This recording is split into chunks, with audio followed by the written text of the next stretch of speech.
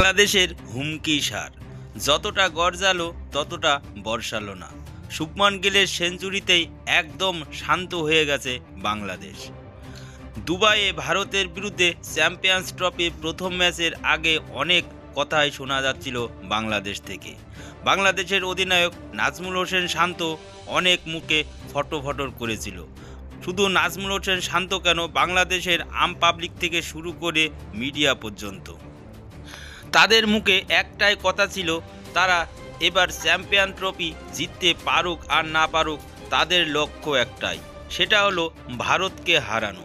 তো ভাবুন বন্ধুরা, এমন ছোট মনের মানুষ, ছোট মনের মানসিকতা নিয়ে খেলতে নামলে তাদের পরিস্থিতি তাদের এমনই হয়।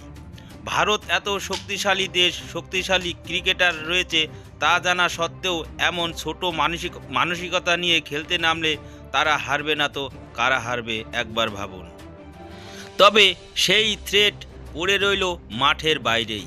মোহাম্মদ শামির 5 উইকেট এবং শুভমান গিলের অনবরত 17 রানের উপর ভর করে বাংলাদেশকে অতি সহজেই হারিয়ে দিল ভারত।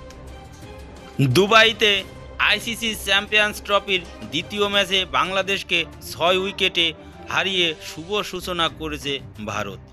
বাংলাদেশকে 228 রানে অল আউট করে দেওয়ার পর ভারত 46.3 ওভারে 4 উইকেট হারিয়ে 231 রান করে জয়ের লক্ষ্যে পৌঁছে যায় রোহিত শর্মার দল।